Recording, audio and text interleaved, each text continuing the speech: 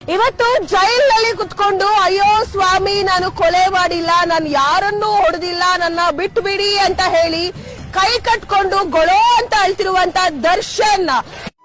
ನಮ್ಮ ವಸಂತ ನಂಗೆ ಅವಳನ್ನೇ ಬರುತ್ತೆ ನಿಜವಾಗ್ಲೂ ಜೊತೆ ಆದ್ರೆ ನನ್ ಮಗಳ ಬಗ್ಗೆ ಎಷ್ಟು ಕೆಟ್ಟಾಗಿ ಮಾತಾಡಿದಿರ, ಆದ್ರೆ ಅವ್ನು ತಪ್ಪು ಮಾಡಿದಾರೋ ಮಾಡಿಲ್ವೋ ದಿವ್ಯ ಬಂದ್ಮೇಲೆ ಗೊತ್ತಾಗುತ್ತೆ.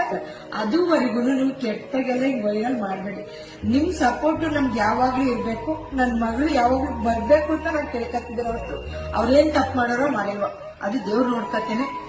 ಟಿವಿಲೂ ಕೆಲಸ ಮಾಡ್ತಿದ್ಲು, ರಾಜ್ ನ್ಯೂಸಲ್ಲೂ ಕೆಲಸ ಮಾಡ್ತಿದ್ಲು. ಆದ್ರೆ ಅವಳೇನ್ ಕೊಟ್ಟಿದ್ರು ಕೆಲಸನ ಅದನ್ನ ಮಾತ್ರ ಮಾಡ್ತಿದ್ಲು.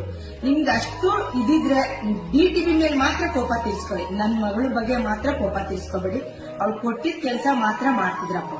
ನಿಮ್ಮನೆ ಹೆಣ್ಮಕ್ಳ ನಂಗೆ ಅಂತ ತಿಳ್ಕೊಳ್ಳಿ, ಅಷ್ಟೇ ನನ್ ಕೇಳೋದು. ನೀವ್ ಅನ್ಕೊಳ್ಳೋ ತರ ನನ್ ಮಗಳು ಕೆಟ್ಟೋಳಲ್ಲ. ಆದ್ರೆ ನೀವ್ ಏನ್ ಅನ್ಕೋತೀರ ಅಂದ್ರೆ ಅವ್ಳು ಕೆಟ್ಟೋಳು ಅಂತೀರ. ಅವ್ಳು ಕೆಟ್ಟೋಳಲ್ಲ.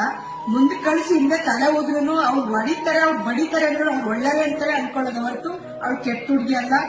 ಇಷ್ಟು ದಿನ ನೀವ್ ಹೆಂಗ್ ಬೆಳೆಸಿದಿರೋ ದಿವಿನ ಅದೇ ರೀತಿ ಬೆಳೆಸ್ತೀರಾ, ಅದೇ ರೀತಿ ಸಪೋರ್ಟ್ ಮಾಡ್ತೀರಾ ಅಂತ